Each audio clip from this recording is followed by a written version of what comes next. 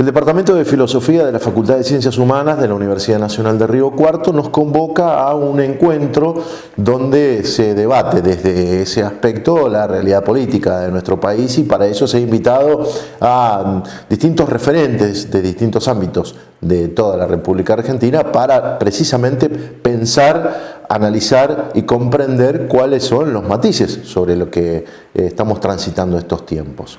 Entre ellos, el amigo Rocco Carbone.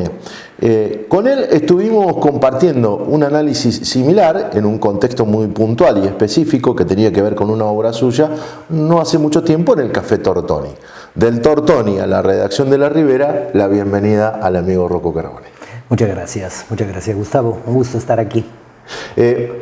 Además de la experiencia del viaje al interior, y es algo que para vos es habitual porque haces un recorrido, ¿en qué contexto entendés nos encuentra esta realidad que nos convoca, entre otros, Guillermo Rica como coordinador de esta actividad que se está desarrollando en Río Cuarto? ¿Por dónde ves? ¿Cómo la ves? Te cuento una anécdota, voy a empezar con una pequeña anécdota. Yo durante mucho tiempo fui profesor en la Universidad Nacional del Noroeste de la provincia de Buenos Aires, que tiene dos sedes, Junín y Pergamino. Y durante años, los fines de semana, viernes a la tarde, viajaba a Pergamino, daba clase el sábado a la mañana y volví el sábado a la noche. Y es una ruta sojera. Esto durante los años del último gobierno kirchnerista. Y esa ruta era impresionante. Era una ruta llena de camiones, sojeros llenos que venían del mal llamado interior y que llegaban al puerto para vender soja al exterior. Y puesto que vine acá a Río Cuarto y pasé por Pergamino, suponía que efectivamente esa ruta iba a estar un poco cargada, como los años kirchneristas cuando viajaba para dar clase. Y una cosa que me llamó mucho la atención, y ahí está la anécdota, que la ruta estaba totalmente vacía de camiones. Bueno, me parece que eso es un síntoma de la situación política y la situación económica en la cual está el país desde el 10 de diciembre del año pasado, con este gobierno llamado libertario, que me parece que de libertarismo tiene poco, por cierto. Es una gran palabra, ¿no? La palabra libertario, libertaria, está vinculada con las grandes tradiciones emancipadoras, las grandes tradiciones anarquistas, que en la Argentina tuvieron una gran historia, sobre todo en el siglo pasado, los años 20, 30, y grandes formas de la emancipación anarquista libertaria. Y aquí vemos un poder que se ha apropiado de esa palabra, una palabra emancipatoria, y la ha dado vuelta bajo la forma reaccionaria. Y cuento todo esto porque aquí en esta jornada de filosofía política, en la ciudad de Río Cuarto, pretendemos, uno de los propósitos es debatir qué está aconteciendo en la Argentina. Y es una jornada constituida alrededor de dos palabritas, organizadas alrededor de dos palabras, sacrificio y esperanza. Es un momento sacrificial de la vida política, no para toda la sociedad. Para los sectores trabajadores, para las clases trabajadoras es un momento sacrificial. Por eso te decía, la Argentina próspera, la Argentina exportadora parece haberse inmovilizado. Y efectivamente nos juntamos aquí para encontrar alguna forma mitológica, alguna forma simbólica, alguna consigna que se pueda constituir alrededor de la palabra esperanza para salir de este momento sacrificial, efectivamente, de este momento altamente problemático, espeso, dramático de la vida trabajadora argentina. Y te diría algo más, Gustavo, que me parece que efectivamente este gobierno, el gobierno del presidente Milei, ha declarado a distintos sectores de la sociedad nacional una guerra. No una guerra clásica, sino una guerra de clases, porque ¿qué vemos? Efectivamente que los estudiantes y las estudiantes no pueden ir a la universidad porque la universidad ha sido vaciada, digo, para nombrar una institución, ha sido vaciada de sentido porque los salarios de los trabajadores y las trabajadoras docentes y no docentes no sirve para llegar a fin de mes, entonces es una institución fragilizada. Si pensamos, por ejemplo, en las terceras edades, en los abuelos, las abuelas, tienen, por ejemplo, jubilaciones que no llegan a fin de mes, trabajadores y trabajadoras que laburan en el ámbito formal y que tampoco su salario sirve para una vida digna Cuando digo una vida digna me refiero a pagar un alquiler, llegar a fin de mes, comprar los elementos básicos para alimentarse, y me parece que a todos estos sectores, y se pueden mencionar muchos otros, le ha declarado una guerra de clase.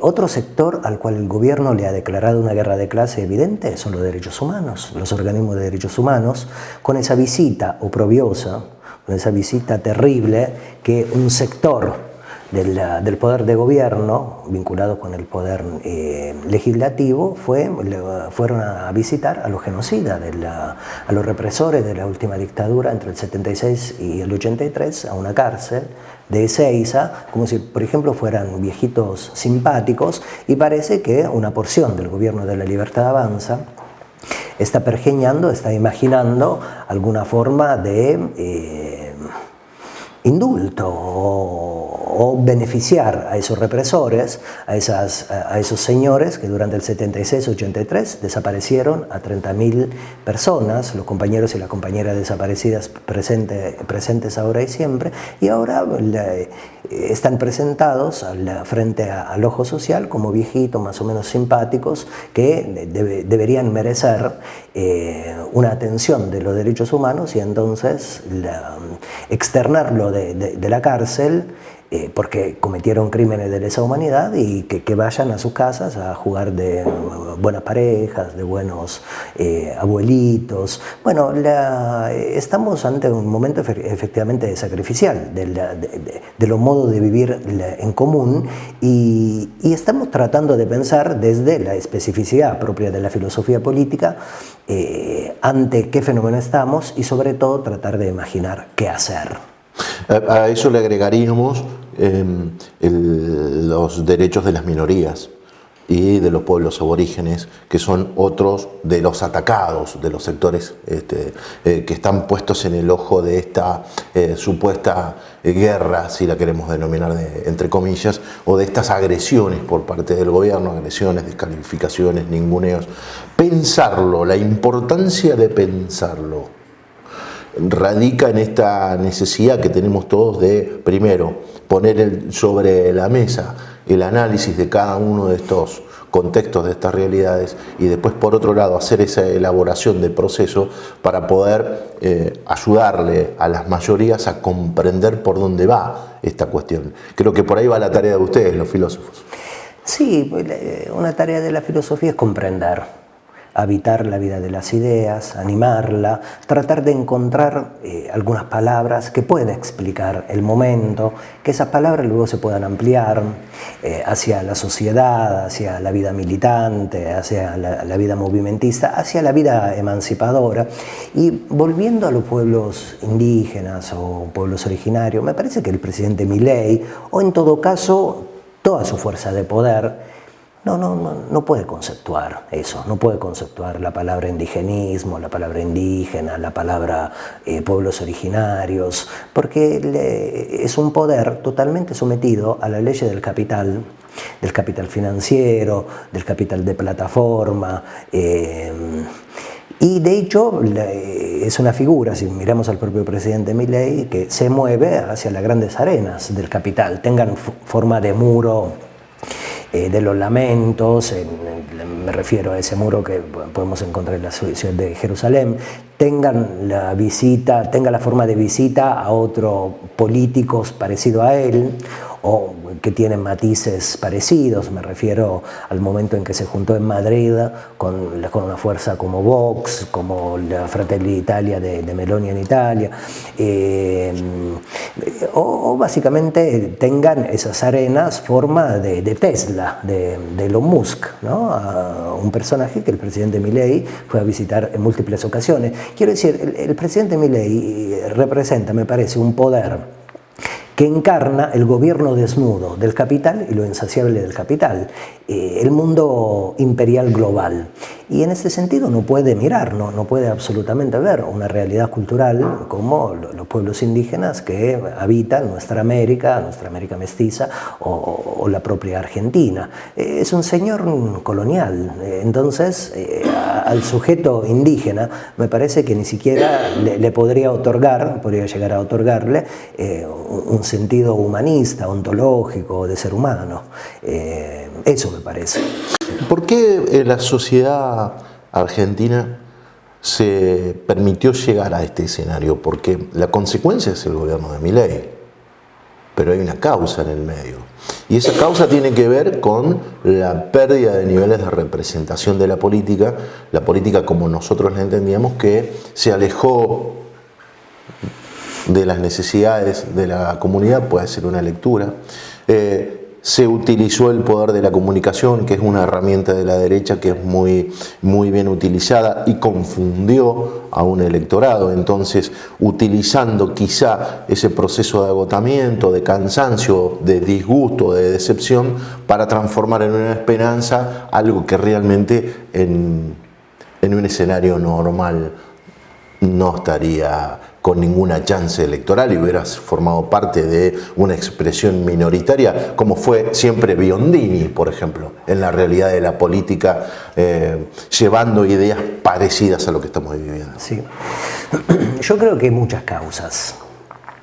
Y la primera causa la identifico en una gran consigna de la Revolución Francesa, una revolución burguesa.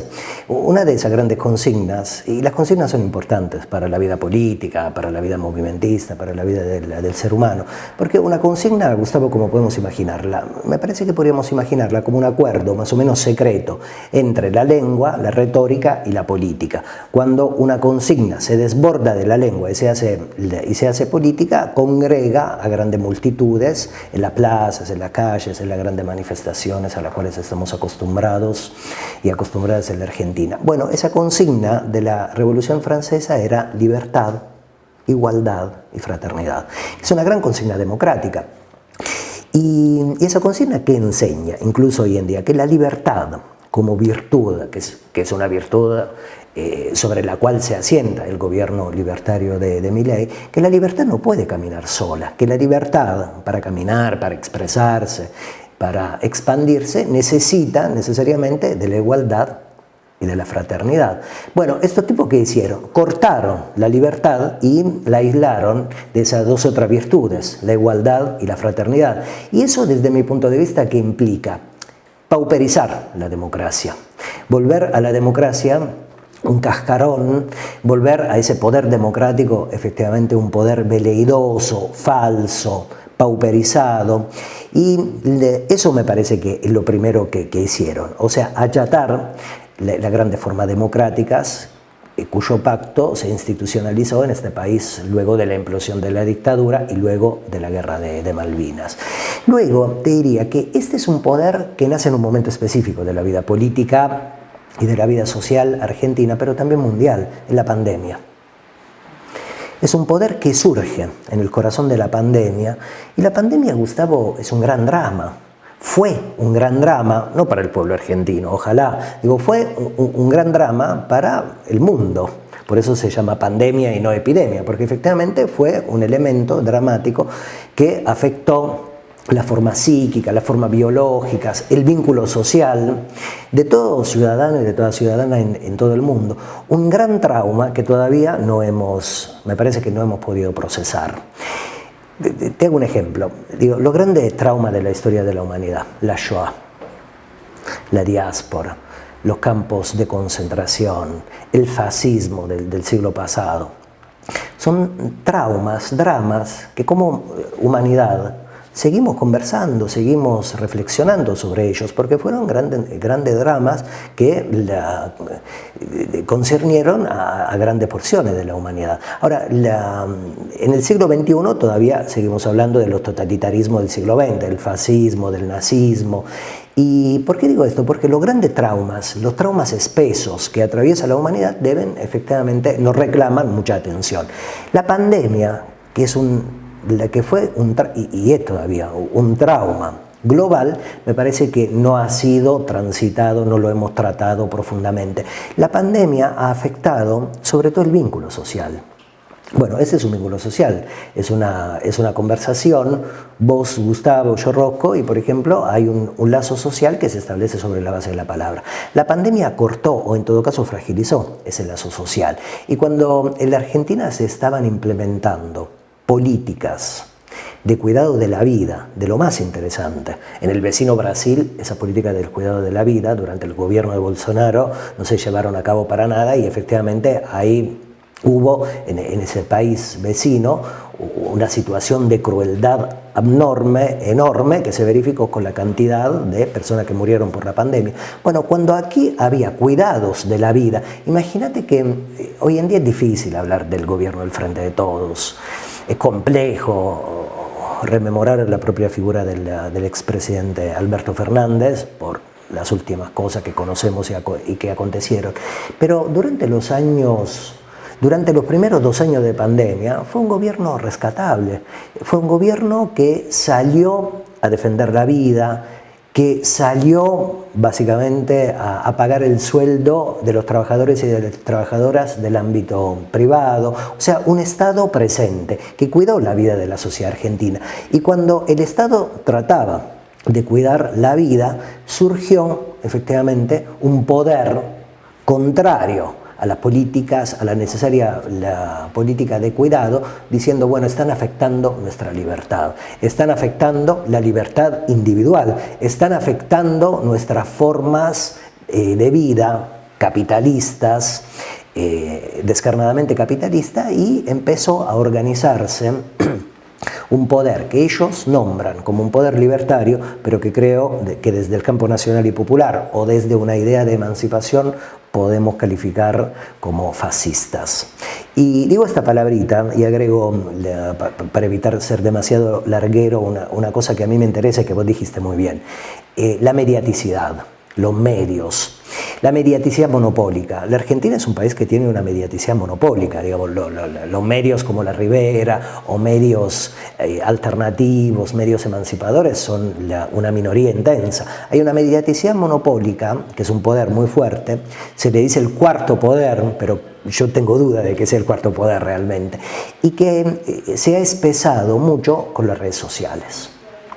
Ahora, mira cómo funcionan las redes sociales, el telefonito que tenemos, la internet, todos los aparatos tecnológicos, la computadora, la forma de la electrónica, funcionan sobre la base de un lenguaje mínimo, que es una alternancia de 0, 1, nada, todo. Es lo que solemos llamar como lengua booleana, lenguaje booleano.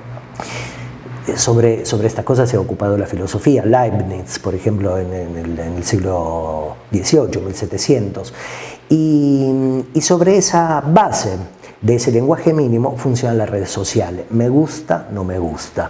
Pongo un like o dejo de ponerlo. O sea, las redes sociales y sobre todo el celular elaboran un pensamiento dualista, un pensamiento binario, o sea, achatan nuestra forma de pensamiento. Y ese propio pensamiento es el mismo pensamiento del poder fascista, que como tal, como ideología, es una ideología donde priman más los odios que los amores. De hecho, por ejemplo, entre nosotros y nosotras, en la Argentina, desde hace un tiempo ya conspicuo, estamos hablando de los discursos de odio violentos que son suministrados a diario en contra de la población. Efectivamente, capturaron grandes sectores de la sociedad, y el fascismo, es lo último que digo, tiene una capacidad fascinante, el fascismo del presidente Milei tiene una capacidad fascinante. ¿Qué quiero decir con eso? Atraer y capturar a grandes sectores poblacionales, a grandes sectores sociales,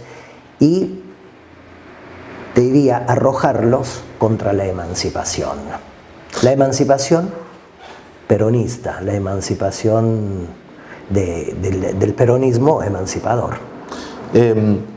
Para cerrarlo, ¿cómo entendés van a suceder los próximos pasos que nos atraviesan como sociedad, teniendo en cuenta que independientemente de que se está cumpliendo el objetivo de desunirnos, de deshumanizarnos, de encorsetarnos en realidades virtuales que no tienen en realidad nada que ver con lo que estamos viviendo. Por eso estamos discutiendo cuestiones no que nos ocupan o nos perjudican, sino que nos plantean los otros como escenarios.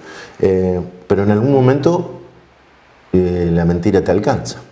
Sí. Y cuando la mentira te alcanza, lo que queda expuesto sobre el escenario es la verdad, es la realidad. Y la realidad es que estamos siendo golpeados, que estamos siendo atravesados por un gobierno que nos está poniendo en una situación extrema y sobre todo algunas capas de la sociedad están atravesando situaciones que empiezan a ser alarmantes.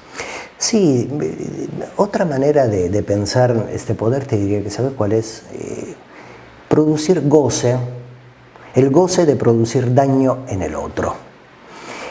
Así pensaría el gobierno de la Libertad Avanza, este gobierno libertario, como un poder que goza haciendo sufrir a otro que no es el mismo, que no está contenido dentro de su campo de fuerzas. Y esto, Gustavo, es un momento altamente reaccionario de la vida política. Cuando decimos reaccionario me refiero a un momento altamente conservador, altamente negativo, para el ser humano, para la clase trabajadora, incluso para ellos mismos. Pero como existe la historia y como la historia tiene sus leyes, te diría que la reacción como tal, un momento especialmente conservador como este que estamos atravesando, se ha precipitado porque antes hubo emancipación, porque antes hubo gobiernos que emanciparon, tanto en la clave de la economía como en la clave de la expansión de los derechos a la propia sociedad argentina, que la religó con una idea erótica, con una idea altamente interesante, la patria grande, la Argentina unida al corazón de nuestra América, ¿no? Esa idea que se supo llamar patria grande, y en este momento se precipita porque antes hubo emancipación. Ahora, si esta ley que acabo de sintetizar brevemente se acepta, también hay que decir otra cosa, que luego del momento reaccionario sobrevendrá otro momento emancipatorio, que esto es un momento, que esto que estamos vivenciando y viviendo en la Argentina es un momento. Me parece que tenemos que trabajar enfáticamente, militar enfáticamente, pensar también enfáticamente para que este momento reaccionario sea lo más breve posible y que se puedan recuperar en la Argentina las grandes banderas militantes como memoria, verdad, justicia, una democracia pulsante, una democracia espesa, una democracia que amplía sus posibilidades a través de la experiencia democratizadora de los movimientos sociales y que efectivamente pueda proyectarse nuevamente ese signo emancipador, positivo, que vibra en el corazón profundo de este pueblo. El pueblo argentino es un pueblo resiliente, ha salido de un montón de cosas espesas, duras, dramáticas. Digo, desde el primer golpe de Estado del 6 de septiembre de 1930, de eso salió, como salió también de la última dictadura. Yo no tengo duda de que vamos a salir también de esto y me parece que hay que trabajar empáticamente para que este momento espeso, este momento reaccionario sea lo más breve posible.